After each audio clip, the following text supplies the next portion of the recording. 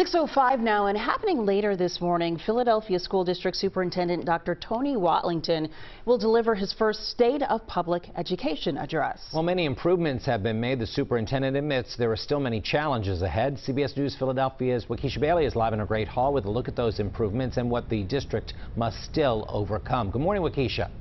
Good morning, Jim. That's right. A big day for, leaders with the Philadelphia School District, as just in a couple of hours, they're going to be delivering their first ever State of Schools address. And joining us this morning is Board President Reginald Streater to kind of walk us through what families can expect today. So I guess we should start with, what is the State of School address?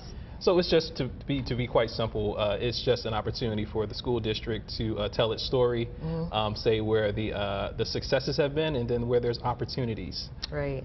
Why now? I think what Dr. Watlington believes that it's important to create a cadence so that the public can understand that every January there's an opportunity from the public to hear directly from the School District of Philadelphia around how we did last fiscal year, last year, and then how we're doing this year. Yeah. So Dr. Watlington, he's pretty much been in position for now a year. He's already laid out a 5-year plan. How do you think he's doing? I think he's doing well. I think what he's most effective at, which I think people will see today at the State of the Union, State of the Schools address, is that he's very adept at telling you what we're doing, right, and how we're doing it, and how we're doing. So, for example, there are 17 things that he's tracking around academic achievement, but also around things such as teacher attendance, student attendance, and things like that. And out of those 17 things, 13 things are on the up and up, right? Yeah. So I think that's an important thing that we're trying to do with the school district and the board, is to just put our cards on the table face up and be honest with the public, and then ask for grace and help when we need it.